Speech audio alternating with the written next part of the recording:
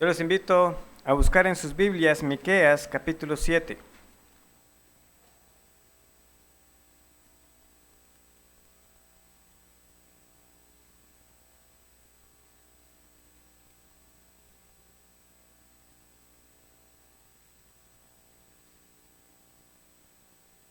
Miqueas capítulo 7, vamos a leer de los versículos del 8 al 13. Dice así: Miqueas 7, del 8 al 13.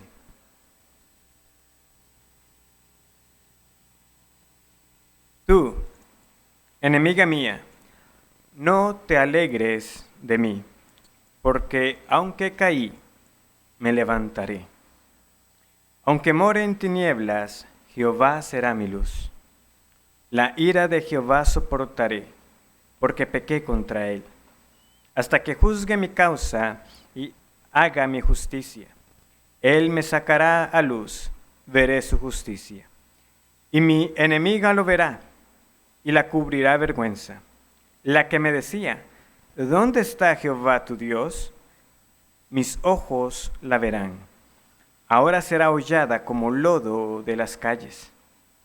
Viene el día en que se edificarán tus muros. Aquel día se extenderán los límites.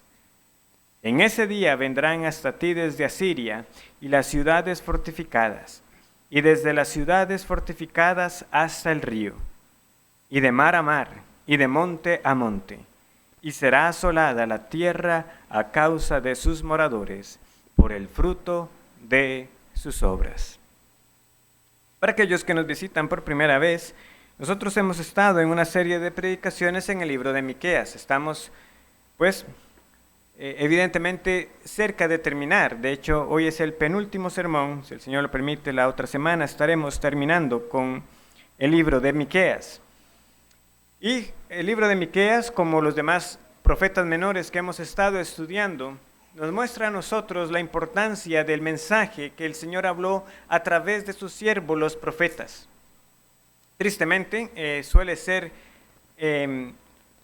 ignorado, ¿verdad?, este mensaje, el mensaje de los profetas menores, un poco relegado, pero como hemos estado viendo nosotros, realmente las profecías y la labor profética, más que estar trayendo nueva revelación, más que estar trayendo nuevas palabras de parte del Señor, consistió más bien en recordar al pueblo lo que el Señor ya había dicho, cómo Él había anticipado que si se apartaban del pacto, que si quebrantaban esa ley que el Señor les había dado, solamente quedaba la expectación del juicio, de ser entregados a sus enemigos. Pero también anunciaba y recordaba que el mismo Señor no iba a olvidar las promesas del pacto que Él había dado. Entonces, ambas cosas usualmente están presentes en este mensaje profético. Ahora, particularmente, este pasaje que estamos leyendo trae un cambio en lo que ha sido la tónica del mensaje de Miqueas. Es decir, Miqueas ha tenido, ¿verdad?, una serie de denuncias por el pecado del pueblo, como también ha estado recordando las promesas del futuro glorioso que aguarda. Pero hasta ahora nosotros no habíamos visto que este pueblo reaccionara al mensaje. Es decir, se denunciaba el pecado, pero ellos no reconocían su condición de pecado. Pero aquí estamos viendo un cambio. Ahora están admitiendo que han pecado contra Jehová. Recordemos que Miqueas había dicho que no habían justos en la tierra, no había quien hiciera misericordia. Él era como un recolector de frutas buscando cuando la cosecha había pasado. Nada encontraba. El mejor de los hombres que podía encontrarse en Judá era como espinos o como una zarza. Eso era lo mejor. Pero Miqueas tiene su confianza en el Señor. Él dice que su confianza está puesta en Él y que Dios le oirá. De hecho, podríamos hasta pensar que esta es como una contestación a esta oración del profeta. Este pueblo que estaba dado al pecado, a la idolatría, sucumbió a los babilonios. Es lo que nosotros sabemos al leer pues el consejo de las Escrituras, ¿verdad? Cuando leemos todo el Antiguo Testamento, vemos que llegó un momento donde las 10 tribus cayeron prisioneras de los asirios y luego finalmente el reino de Judá cayó preso de los babilonios. Y precisamente aquí el profeta nos está trasladando a ese momento cuando el exilio se ha llevado a cabo y nos trae a una enemiga, ya luego veremos un poco acerca de quién es o quién pudiera ser, pero que le pregunta, ¿verdad?, en tono burlón, ¿y dónde está su Dios? ¿Y dónde está Jehová? ¿Dónde está el Dios que tanto les guardó otras veces, del que se jactaron, de que nadie podía ponerles una mano? ¿Dónde está? Como los exiliados en aquella época, aquellos que somos cristianos hoy, también enfrentamos preguntas de los incrédulos. Nos preguntan a nosotros, ¿y dónde está su Dios? ¿Dónde está Jehová? Si somos francos, también los mismos creyentes nos preguntamos, ¿y dónde está mi Dios? ¿Dónde está Dios cuando he sufrido? ¿Dónde está el Señor cuando los malos quedan sin castigo? Bueno, Miqueas 7 del 8 al 13 nos contestará sin rodeos. Porque no solo el pueblo del Señor verá la justicia de Dios, sino que los enemigos también lo verán. En aquel gran día, todos lo verán. Lo verán los justos que esperaron el regreso del Señor, pero lo verán también los enemigos que se burlaron y que pensaron que nunca les vendría el gran día del juicio, de aquellos que se burlaron. Ahora bien, propiamente en la estructura de nuestro capítulo 7 de Miqueas, estos versículos del 8 al 20, que constituyen el resto del capítulo, pueden verse como una sola sección, y varios comentaristas bíblicos coinciden en que podemos identificar 4 subsecciones, 4 partes. La primera parte, que va de los versículos del 8 al 10, podemos verlo como un salmo de confianza, una estructura poética elevando palabras de confianza en el Señor, ¿verdad? Como él dice, Jehová será mi luz, yo sé que le veré. Luego le sigue una sección de profecía o de promesa, un oráculo en los versículos del 11 al 13. Luego, en tercer lugar, tenemos una oración suplicando por la bendición del Señor a partir del versículo 14 hasta el 17. Y finalmente, los versículos del 18 al 20, tenemos una doxología o un himno de alabanza al Señor. Otros dirán que más que un salmo, una profecía, una oración y un canto, unos dicen, en realidad, del versículo 8 al 20, todo es un gran himno, solamente que cada estrofa tiene una temática particular y una temática muy similar, es decir, la primera estrofa expresa confianza, la segunda la promesa, la tercera una oración y finalmente la cuarta la alabanza. Pero como vemos es prácticamente lo mismo. En todo caso, estaremos viendo en esta tarde las primeras 2 estrofas o partes de este final de Miqueas. Y para ayudarnos en el estudio de estos versículos, voy a tratar 3 puntos. El primero es el gozo de los enemigos del pueblo de Jehová. En segundo lugar, veremos la esperanza del pueblo. En segundo lugar veremos el arrepentimiento del pueblo de Jehová y finalmente la esperanza del pueblo del Señor. Primero, el gozo de los enemigos del pueblo del Señor. En segundo lugar, el arrepentimiento del pueblo del Señor. Y en tercer lugar, la esperanza futura del pueblo del Señor. Entonces, vayamos a nuestro primer punto. Vemos que hay un enemigo o una enemiga que se está gozando por lo que le ha sucedido al pueblo del Señor, ¿verdad? Lo leemos en el versículo 8, en sus primeras palabras. Tú, enemiga mía, no te alegres de mí. Tú, enemiga mía, no te alegres de mí. Parece que entonces aquí el remanente del pueblo del Señor ha realmente ya caído. El profeta, como les decía, nos está llevando ya al momento en que Judá está en el exilio. Ellos están ya en Babilonia. Está hablando de lo que va a acontecer, ¿verdad? Porque Miqueas, su labor profética fue años antes de que esa caída se diera. pero proféticamente nos está trasladando a ese momento. Y entonces aquellos del pueblo que quedaron con vida y que fueron llevados al exilio, están escuchando esas burlas de los enemigos. No te alegres de mí. Ahora, ¿quién es esta enemiga que se está gozando? Ahora, claramente no puede tratarse, ¿verdad?, de una mujer, de una sola persona. Esta enemiga tiene que ser una nación. Ahora, la pregunta es, ¿cuál es esta nación? ¿Cuál es este pueblo que se alegra por la caída de Judá?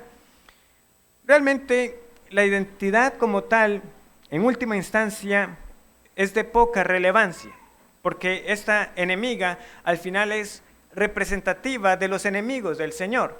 Ahora, si tuviéramos que presentar propuestas, en mi entendimiento de la temática de Miqueas, yo creo que podemos tener al menos 3 naciones como candidatas. La primera puede ser la misma Asiria, ¿verdad?, que la vemos nombrada al final de la segunda estrofa y que en general se ha citado varias veces en el libro de Miqueas, como una nación que constantemente se mostró jactanciosa, orgullosa de que podía subyugar a Judá. Recordemos cómo, ¿verdad?, Asiria envió a sus representantes para que hablaran, diciendo: ustedes van a caer, los dioses de las otras naciones no pudieron librarlos, ¿qué se creen ustedes? Y el Señor los libró. Y pudiera ser que cuando finalmente Judá cayó, Asiria se gozara de que aunque ellos no lo pudieron lograr, finalmente Judá cayó y se alegraron de esa caída. La segunda opción puede ser propiamente Babilonia, la nación que sí lo logró. Ahora, lo logró porque el Señor así se lo permitió. Babilonia fue simplemente un instrumento en las manos del Señor. Judá cayó porque así el Señor lo había determinado y que precisamente Babilonia se estaba alegrando de haber puesto su mano sobre el pueblo del Señor. Y la tercera opción es una nación de la que tenemos información por otros profetas de que sí se alegraron por la caída de Judá. Vamos unas páginas atrás al pequeño libro de Abdías. Como recordamos, Abdías consta de 21 versículos, no tenemos ni siquiera numeración de capítulos en él, pero Abdías nos habla de Edom. Edom, la nación que surgió, ¿verdad?, de Esaú, el hijo de Jacob. Se nos dice que cuando ellos cayeron, se alegraron. Y eso en su momento también lo estudiamos cuando tuvimos una breve serie en Abdías. Vean lo que dice el versículo 11. Abdías 11. El día que estando tú delante, llevaban extraños cautivo su ejército, y extraños entraban por sus puertas, y echaban suerte sobre Jerusalén, tú también eras como uno de ellos, es decir, como de los invasores, pues no debiste tú haber estado mirando en el día de tu hermano, en el día de su infortunio. No debiste haberte alegrado de los hijos de Judá en el día en que se perdieron, ni debiste haberte jactado en el día de la angustia. No debiste haber entrado por la puerta de mi pueblo en el día de su quebrantamiento. No debiste haber mirado su mal en el día de su quebranto, ni haber echado mano a sus bienes en el día de su calamidad. Tampoco debiste haberte parado en las encrucijadas para matar a los que de ellos escapasen, ni debiste haber entregado a los que quedaban en el día de la angustia. Ahí estaba Edom, alegrándose. Finalmente cayó Judá. Pero el Señor les dice, no debiste haberte alegrado. Como vimos, ellos se aprovecharon para saquear, incluso para matar a unos de que intentaron escapar cuando llegó Babilonia.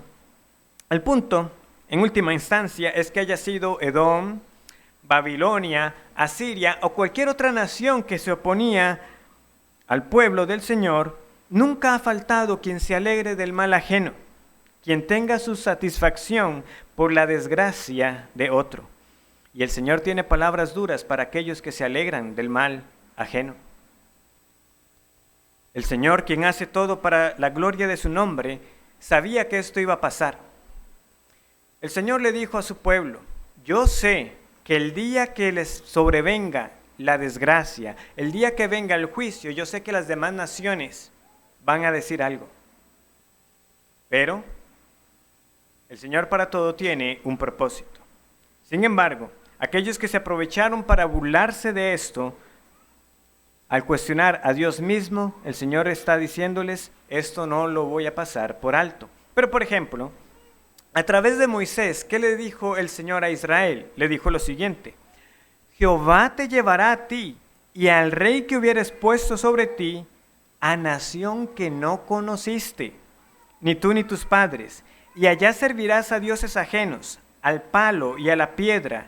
Y vean lo que dice: y serás motivo de horror, y servirás de refrán y de burla a todos los pueblos a los cuales te llevará Jehová. Servirás de refrán y de burla. Eso se los estaba diciendo, ¿verdad?, desde Moisés.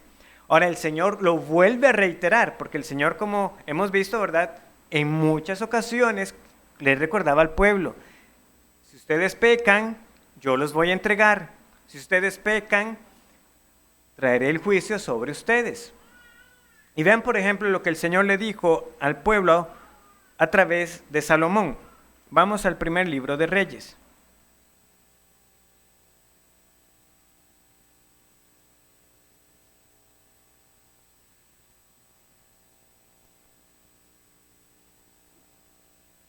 Primer libro de Reyes, capítulo 9.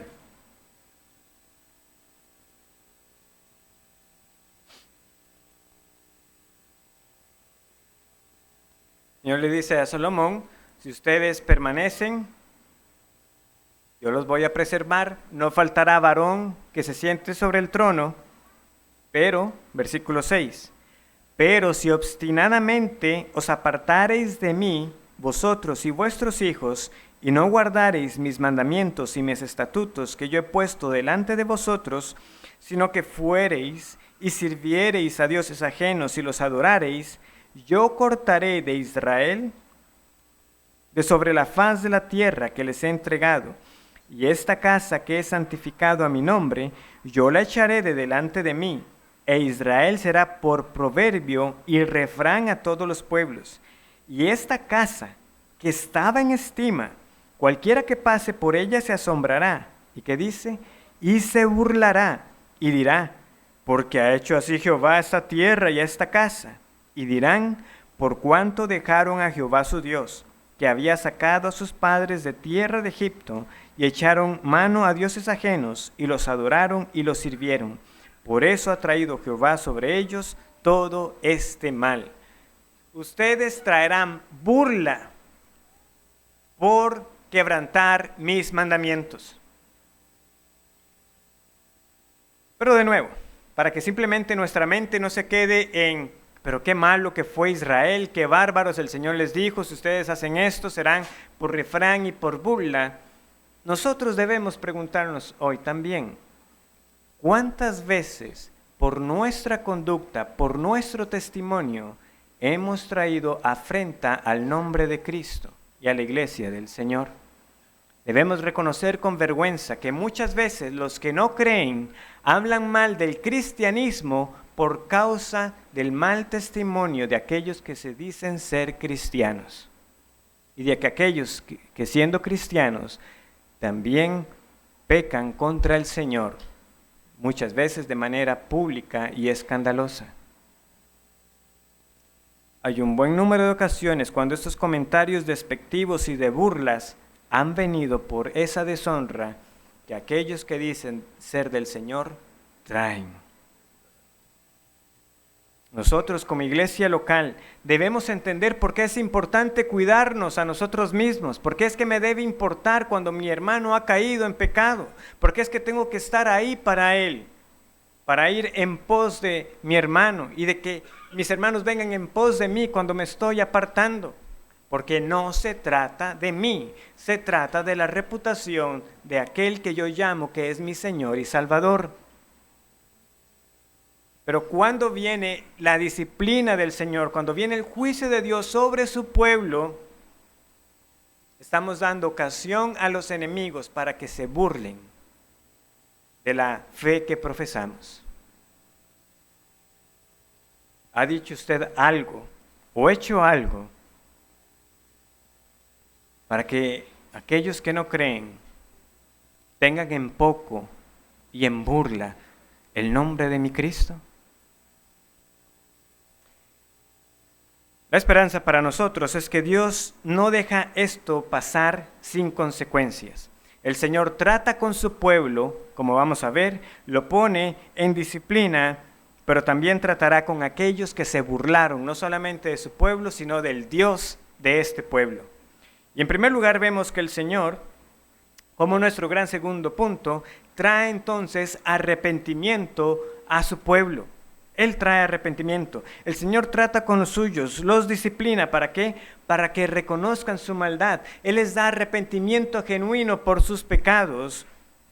Les da esa tristeza que les lleva a clamar por perdón y para hacerles volver de su mal camino. Vean lo que dice el mismo versículo 8. Porque aunque caí, me levantaré. Aunque more en tinieblas, Jehová será mi luz. Vemos que está reconociendo su caída, están reconociendo que justamente están en el exilio por su pecado. Nosotros somos los que caímos, pero tienen la esperanza de que el Señor les va a levantar. Pero vemos que el pueblo entonces está expresando con confianza: ciertamente he caído, pero el Señor no me dejará ahí, no me dejará abatido, no me dejará para siempre en el exilio. De hecho, hay algunos que ligan este versículo 8 con el versículo 7, que nosotros vimos como parte de la primera parte del capítulo, y que es esta misma oración del pueblo rogándole al Señor que les escuche. Ahora, yo creo que, como vimos, más bien son palabras del profeta orando, porque él se encuentra solo en medio de un pueblo con tanta maldad. Y que el versículo 8 en adelante es la respuesta del Señor a la oración del profeta. El profeta está diciendo: Señor, no han quedado misericordiosos, pero yo te miro a ti, en ti está mi confianza. Y el Señor le dice: Miqueas, esto es lo que vendrá después. De este pueblo unos se arrepentirán. Hay algunos que sí clamarán y reconocerán que han pecado contra mí. Había mucha maldad. Ciertamente era como buscar frutas en árboles sin cosecha. Pero Dios tiene un pueblo, y los que son suyos, Él los llama y les da arrepentimiento verdadero para que clamen por perdón, para que reconozcan su maldad. Vean que el versículo 9 lo dice con más claridad: la ira de Jehová soportaré. ¿Por qué? Porque pequé contra Él. Porque pequé contra Él. Hasta que juzgue mi causa y haga justicia, Él me sacará a luz, veré su justicia. Hermanos, no desistamos de compartir el mensaje del Evangelio. Por más duros que parezcan los corazones, cuando el Espíritu Santo viene con poder, no hay quien le resista. Vean, Miqueas traía mensaje tras mensaje. Han pecado contra el Señor. ¿Y qué decían ellos? No nos va a venir ningún mal. ¿Recuerdan esos versículos?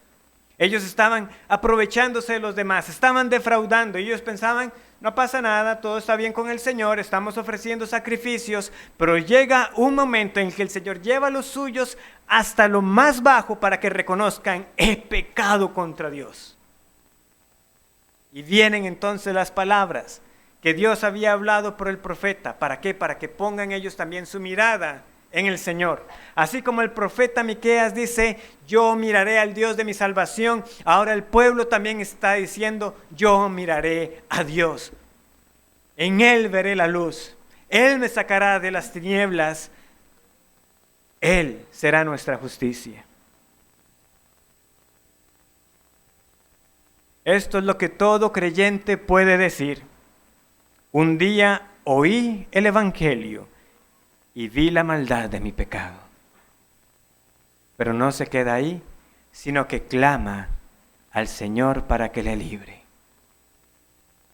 Y el Señor le libró.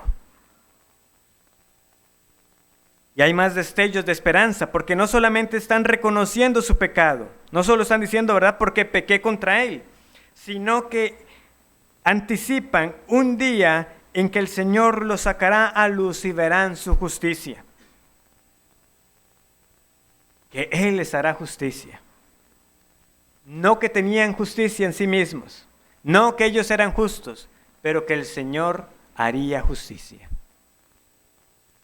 Al esperar en el Señor y en su palabra, esperaban no solamente el cumplimiento del castigo, no solamente esperaban, sí Señor, hemos pecado, estamos esclavos en otro pueblo porque lo merecemos, pero algo también sabemos, no será siempre así.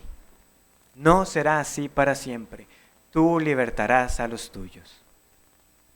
Y es la misma esperanza entonces que también como cristianos tenemos hoy. No viviremos para siempre en este cuerpo de pecado. No viviremos para siempre en este mundo caído. Un día Él nos libertará por completo. Y eso es lo que nos lleva a nuestro tercer punto. La esperanza futura del pueblo de Jehová. Y en esta estrofa profética, esta esperanza se manifiesta de tres formas. En primer lugar, se manifiesta porque anticipa la caída de los enemigos. En segundo lugar, anticipa la restauración del pueblo. Y en tercer lugar, anticipa la extensión del pueblo del Señor, es decir, que será más amplio. En primer lugar, la esperanza del pueblo del Señor es que un día vendrá el fin de los enemigos, de aquellos que se burlaban, un día vendrá su fin. Vean lo que dice el versículo 10. Y mi enemiga lo verá y la cubrirá vergüenza, la que me decía, ¿dónde está Jehová tu Dios? Mis ojos la verán, ahora será hollada como lodo de las calles. Son palabras fuertes. Pero esta nación enemiga, como les decía, como representante de los enemigos del Señor, la que antes se alegraba, dice el profeta, y la nación, ¿verdad?, hablando a través del profeta, vendrá un día que la que se alegraba, ya no más, su risa se convertirá en llanto, su gozo en lamento. ¿Por qué? Porque la que se jactaba y la que pasaba diciendo, ¿y dónde está Jehová su Dios? ¿Dónde está su Dios? Dice el profeta, será hollada como lodo en las calles. La que esperaba la ruina del pueblo del Señor será más bien arruinada. Ahora, este lenguaje es muy claro. Será hollada como lodo de las calles. Es algo que es pisado. Pisar a un enemigo era señal de victoria. Podemos recordar cuando el Señor le dio la victoria a Josué y ponía que su cabeza sobre los reyes que eran derrotados. Particularmente estoy persuadido que este tipo de lenguaje de aplastar nos lleva y nos hace un eco a la gran promesa de Génesis 3:15, cuando la cabeza de la serpiente será aplastada.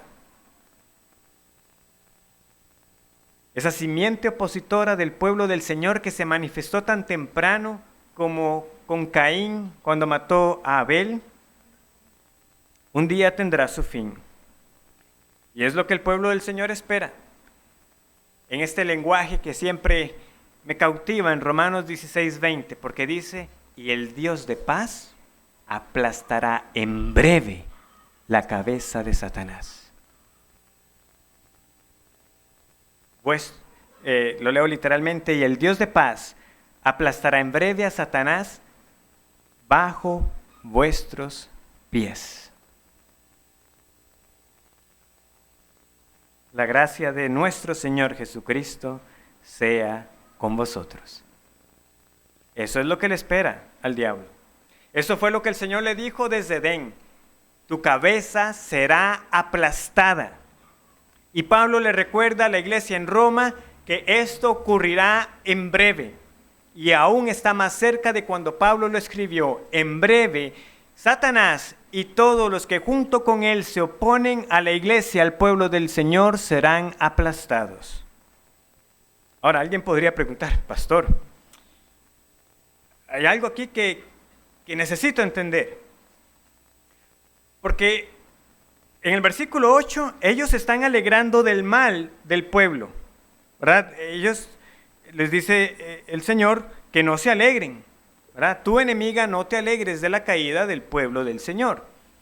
Pero ahora, en el versículo 10, se le está diciendo al pueblo que un día esta nación será aplastada.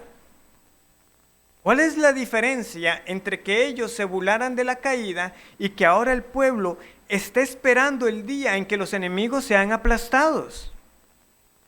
Bueno, hay varias diferencias realmente. En primer lugar, veamos que no es ni el profeta ni el pueblo los que están tomando la acción en sus manos. El Señor no llama nunca al cristiano a tomar la venganza. Nunca nos llama a que tomemos la justicia en nuestras manos, sino que dejemos el lugar a la ira de Dios. Que los enemigos amontonen ascuas sobre su cabeza. Nosotros no estamos llamados a tomar venganza, pero no podemos ocultar el hecho de decirle a las personas que si no se arrepienten un día, ellos serán condenados. Ellos no se están vengando por sí mismos, pero sí están reconociendo que el derecho de Dios de actuar como a Él le plazca. Ahora, cuando Dios actúa como le place, actúa en conformidad con la perfección de su ser. Y Dios siempre actúa con santidad, con justicia, con bondad. Nunca con injusticia. Nuestra misión ahora es ser testigos de Cristo. ¿Para qué? Para precisamente llamar a estos enemigos de Dios al arrepentimiento. Para que pongan su mirada en el Señor. Tal como Pablo fue comisionado cuando él está relatando su conversión en Hechos 26. ¿Para qué? Para que sus ojos sean abiertos, para que se conviertan de las tinieblas a la luz y de la potestad de Satanás a Dios, para que reciban por la fe que es en mí, en el nombre del Señor Jesucristo, perdón de pecados y herencia entre los santificados. A eso estamos llamados nosotros, para que por la proclamación del Evangelio, aquellos que hoy se oponen, más bien sean convertidos por el poder del Evangelio y de la acción del Espíritu Santo. Pero con todo, esta proclamación fiel del Evangelio incluye anunciar el castigo eterno que aguarda a los que prefieren el pecado en lugar de a Cristo. No somos nosotros los que traeremos el castigo, es el Señor. Y yo sé que esta parte no es popular, yo sé que esto no es lo que algunos quieren predicar con tal de no ahuyentar a las personas. Sin embargo, cuando somos fieles y nuestra conciencia está atada a las Escrituras, ¿qué tenemos que decir? Aquí está. El Señor está diciendo, un día vendrá un castigo para todos aquellos que se burlaron del Señor. Para todos aquellos que se opusieron. Para los que no se arrepintieron. Con todo, tenemos que saber que también en aquel gran día del juicio, nuestro ser será renovado por completo. Y por lo tanto, aquel día nosotros no nos vamos a gozar pecaminosamente por la destrucción de los enemigos del Señor, sino que nos vamos a ver satisfechos de ver la justicia de Dios en su plenitud. La esperanza futura del pueblo del Señor, al ver el final de sus enemigos, es ver la justicia de Dios. Y los que se preguntaron, ¿y dónde está su Dios?, tendrán su respuesta. Lo van a ver, pero lo verán para su juicio. No será una alegría pecaminosa. De nuevo, será la satisfacción de ver la justicia perfecta de Dios y que el Señor sea glorificado en ese juicio.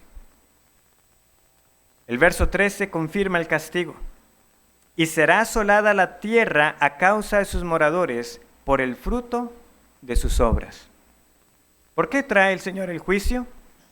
Por las obras pecaminosas que los hombres cometieron. Toda persona será juzgada por sus pecados delante del Señor.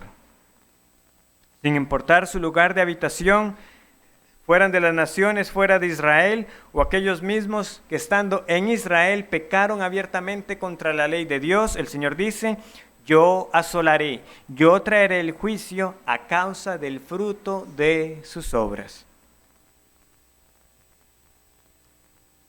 Pero la esperanza del cristiano no es solamente el final de los enemigos, no es solamente saber de que en el día final estos enemigos serán juzgados. ¿Qué más espera el cristiano? Espera la restauración plena del pueblo del Señor, versículo 11. Viene el día en que se edificarán tus muros, aquel día se extenderán los límites. Oh, aquel gran día del juicio será también el gran día de la reunión del pueblo del Señor. El pueblo de Dios estará en el lugar de Dios, siendo gobernados por Dios, bajo el reinado de su ungido. Ahora, simplemente una aclaración. En el versículo 11 leemos la palabra muros.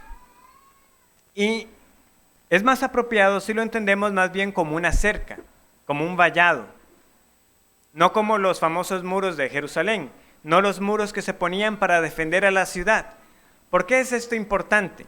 Tener esta pequeña aclaración. Bueno, porque en el día final ya no habrá enemigos, ya no habrá necesidad de muros. La Jerusalén terrenal tenía muros para protegerse de sus enemigos, pero el Señor está diciendo aquí, en el día final ya no habrá muros de ningún tipo. ¿Por qué? Porque toda la tierra será para el pueblo del Señor. De hecho, Zacarías 2:4 confirma que no habrá muros. Dice, y le dijo: corre, habla a este joven diciendo, sin muros será habitada Jerusalén. ¿A causa de qué? A causa de la multitud de hombres y de ganado en medio de ella. Es decir, será tanta la multitud de personas que los muros no podrán contenerlo, que no habrá cercas. Eso es lo que nosotros aguardamos, el gran día en que el pueblo del Señor de todas las edades, de toda lengua, de toda nación, sea reunida para estar con su Señor para siempre. No será así para siempre, que ahora están aquellos que ya duermen en Cristo, que estamos nosotros, que aún aguardamos la venida del Señor. Un día estaremos todos reunidos. Y dice el Señor, no habrá necesidad de muros. Porque de hecho los muros no podrán contener a la cantidad de este pueblo. También el libro profético de Amós al final nos recuerda palabras similares, ¿verdad? Diciendo que en aquel día, dice el Señor, restauraré el tabernáculo caído de David. Y que lo edificaría como en el tiempo pasado. ¿Por qué tenemos estas profecías que nos hablan de una ciudad, de ganado? Bueno, porque estas profecías nos recuerdan ese aspecto físico, literal, de los días de gloria. Nuevamente, como se ha dicho en otras ocasiones, y se les he dicho, nosotros no estamos esperando ser espíritus flotantes con unas arpas. El Señor nos dará cuerpos glorificados. Es lo que Pablo dice en 1 Corintios 15. Tendremos cuerpos glorificados y habitaremos en la tierra del Señor. Solamente que en ese entonces será mejor que en Edén, porque de algo estaremos seguros, no solamente que no habrá pecado, sino que nunca más entrará el pecado en la tierra del Señor. Sin la posibilidad de pecar, nunca más. Pero hay algo más que deja ver esas palabras de que se extienden los límites. No es solamente que el pueblo es numeroso, sino que este pueblo abarca una realidad mucho más grande que la que el pueblo tenía en ese momento presente. ¿Cuál era la promesa dada a Abraham? En ti serán benditas todas las naciones. Y vean lo que dice el versículo 12. En ese día vendrán hasta ti desde Asiria y las ciudades fortificadas, y desde las ciudades fortificadas hasta el río, y de mar a mar, y de monte a monte. ¿Por qué las murallas no van a poder contener a todos los salvados? Porque el pueblo de Dios, el verdadero Israel de Dios, no lo componen aquellos que son descendientes físicos de Abraham, sino los que por la fe son hijos de Abraham. De nuevo, en él serían benditas todas las naciones, y el Señor está llamando a un pueblo de distintas partes. En otras versiones de la Biblia, en lugar de la palabra ciudades fortificadas, la ciudad que ustedes pueden leer ahí, o la nación, es Egipto. Por eso, por ejemplo, la Biblia de las Américas y la Nueva Versión Internacional dicen así: ese día acudirán a ti los pueblos, desde Asiria hasta las ciudades de Egipto, desde el río Nilo hasta el río Éufrates, de mar a mar y de montaña a montaña. ¿Qué está diciendo el Señor? Vean, Asiria, Egipto, el Nilo, el Éufrates, y recordemos que cuando hablamos de Asiria también podemos trazar el origen de Babilonia y de Asiria con Nimrod, aquel poderoso de Génesis 10, los enemigos clásicos, ¿verdad?, del pueblo del Señor. No solamente el Señor está diciendo que de esas naciones Él va a llamar a los suyos en el sentido de los exiliados. No es que va a llamar simplemente a israelitas de Egipto y de Asiria y de Babilonia. Es que de los egipcios, de los asirios, de los babilonias, el Señor tiene pueblo. Yo voy a llamar a los míos de todas partes. Ese es el gran pueblo glorioso del Señor, de todas partes. Por ejemplo, ya Oseas nos había dicho esto en Oseas capítulo 11. Leo para ustedes, si alguno desea buscar Oseas 11. El Señor había dicho lo siguiente, que Él iba a dar un rugido, ¿verdad? Una figura común, el Señor como con un rugido de león. ¿Y qué pasaría con ese rugido? Que iba a convocar a los suyos. Dice Oseas 10. En pos de Jehová caminarán, Él rugirá como león, rugirá, y los hijos vendrán temblando desde el occidente. Como ave acudirán velozmente, ¿de dónde? Vean las naciones, de Egipto y de la tierra de Asiria, como paloma, y los haré habitar en sus casas, dice Jehová. De Egipto y de Asiria. Que también predica Isaías, el contemporáneo de Miqueas. Vean lo que dice Isaías 19. Isaías 19, a partir del versículo 22, dice lo siguiente: y herirá Jehová, ¿a quién? A Egipto. Herirá y sanará. ¿Y qué pasará con Egipto? Y se convertirán a Jehová, y les será clemente y los sanará. En aquel tiempo habrá una calzada, es decir, un camino de Egipto a Asiria, y asirios entrarán en Egipto, y egipcios en Asiria, y los egipcios servirán con los asirios a Jehová. En aquel tiempo Israel será tercero con Egipto y con Asiria para bendición en medio de la tierra. ¿Ven la consistencia? Egipto, Asiria, el Señor llamando, pero no solamente llamando a exiliados, a esclavos, sino llamando a los egipcios mismos, a los asirios mismos. ¿Por qué? Porque el Señor tiene un pueblo de todas partes. Y esa es la razón por la que también nosotros de aquí de Costa Rica hay unos que el Señor ha llamado para su gloria. Porque Él tiene un pueblo de cada nación. Qué bendita historia nos narra la Biblia. Lo que todos merecíamos era la condenación, pero el Señor se plació, el Señor quiso salvar a un remanente de cada tribu, lengua y nación. Y esa es la razón por la cual en este país también hay pueblo. ¿No somos mejores que otros? Estamos todos igualmente bajo la ira de Dios, pero el rugido de Dios, su voz poderosa sigue resonando en la proclamación del Evangelio para llamar a los suyos al arrepentimiento y a la fe en Jesucristo. Y finalmente un día resonará ese gran rugido del Señor para convocar de una vez y por todas a su iglesia. Levantará a los muertos y aquellos que estén con vida también, juntos recibirán al Señor. Por eso la razón del himno que pedí para antes de la predicación. Como decía a modo de broma al hermano, Bueno, aquí este himno está dicho como la mañana gloriosa. Yo no sé si será por la mañana, pero algo sí estamos seguros. Las naciones unidas como hermanas recibiremos al Señor. Estaremos bajo el reinado de su Hijo, al cual alabarán por los siglos de los siglos. Y esta es la exposición del texto, pero ¿qué otras aplicaciones podemos derivar para nosotros hoy? Y particularmente yo quiero que nuestra atención se centre en cómo Miqueas 7 aún también nos está trazando a nosotros nuestra mirada en este precisamente Rey del reino que esperamos, de ese reino que será finalmente consumado, de nuestro Señor Jesucristo.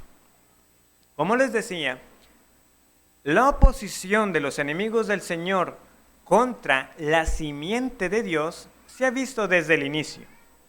¿Por qué mató Caín a Abel? Porque él era del maligno. ¿Por qué se opuso Faraón cuando se pidió que dejara ir al pueblo? Porque era del maligno. ¿Cuáles fueron las palabras de Faraón? ¿Quién es Jehová para que yo oiga su voz y deje ir a Israel? Yo no conozco a Jehová, ni tampoco dejaré ir a Israel, porque se oponía. Ahora todos sabemos cómo terminó la historia. En los Salmos también escuchamos varios clamores al Señor, donde el salmista expresa lo que sufre a causa de los enemigos. Vean, por ejemplo, el Salmo 94. Vamos al Salmo 94.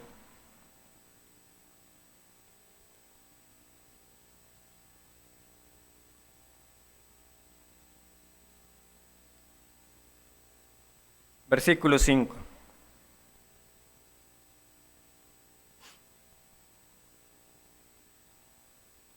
A tu pueblo, oh Jehová, quebrantan, y a tu heredad afligen. A la viuda y al extranjero matan, y a los huérfanos quitan la vida. Y dijeron, no verá ni entenderá el Dios de Jacob. Entended, necios del pueblo, y vosotros fatuos o necios, ¿cuándo seréis sabios? El que hizo el oído no oirá, el que formó el ojo no verá, el que castiga a las naciones no reprenderá. ¿No sabrá el que enseña al hombre la ciencia? Jehová conoce los pensamientos de los hombres, que son vanidad. Hay muchos que precisamente siguen mostrándose orgullosos. Hacen mal y se jactan de ello, porque dicen, de por sí no hay Dios que vea. Pero el Señor dice, yo conozco sus pensamientos, que son vanidad. Pero están diciendo, no hay Dios que vea, no hay Dios que juzgue. Otro salmo, Salmo 42, expresa lo siguiente. Salmo conocido dice así, versículo 1, como el ciervo brama por las corrientes de las aguas, así clama por ti, oh Dios, el alma mía. Mi alma tiene sed de Dios, del Dios vivo. ¿Cuándo vendré y me presentaré delante de Dios? Fueron mis lágrimas mi pan de día y de noche, mientras me dicen todos los días, ¿dónde está tu Dios? Versículo 10. Como quien hiere mis huesos, mis enemigos me afrentan, diciéndome cada día, ¿dónde está tu Dios? ¿Por qué te abates, oh alma mía? ¿Y por qué te turbas dentro de mí? Espera en Dios, porque aún he de alabarle, salvación mía y Dios mío. Ahora estas palabras que leemos aquí, como las del Salmo 22, nos recuerdan que cuando el Señor Jesucristo fue crucificado, ¿qué le dijeron a él en la cruz? Confío en Dios, líbrele él. ¿Y dónde está su Dios? Si es cierto, bájate de esa cruz. Hermanos, no hay ni una sola prueba que nosotros pasemos que nuestro Señor Jesús no pueda compadecerse de nosotros. Él fue injuriado. Él fue cuestionado por su confianza en Dios. En ese momento de la cruz, ¿y dónde está su Dios? Sálvele Él, puesto que en Él se complacía. ¿Pero qué hizo nuestro Señor? Cuando le maldecían, no respondía con maldición. Cuando padecía, no amenazaba, sino que encomendaba su causa al que juzga justamente. ¿Y para qué fue esto? Nos dice el apóstol Pedro, para que nosotros sigamos sus pisadas. Hermanos, habrá aquellos que se burlen, habrá aquellos que cuestionarán nuestra fe en Dios. ¿Dónde está su Dios cuando le vino esta prueba a usted? ¿Dónde está su Dios en esta aflicción? ¿Cómo responderemos nosotros a la pregunta cuando la muerte toque la puerta de nuestra casa? Cuando tengamos que despedir a seres queridos, cuando nosotros mismos nos veamos con enfermedades de las que no podamos ser curados. ¿Y usted qué dice que su Dios es bueno? ¿Por qué le está pasando esto a usted?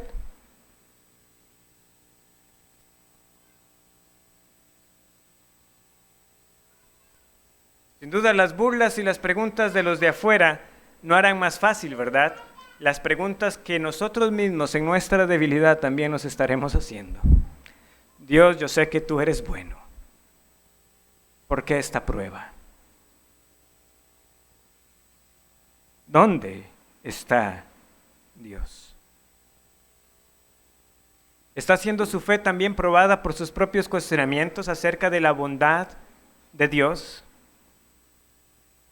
¿De su justicia? ¿Dónde está Dios? Nosotros podemos responder fácil, diciendo, bueno, Dios es omnipresente. Por supuesto que Él está en todas partes. Él no deja particularmente nunca solos a los suyos. El Señor Jesucristo dijo, yo estoy con vosotros todos los días hasta el fin del mundo. Y además de eso tenemos al Consolador, que también ha sido dado a los que creen.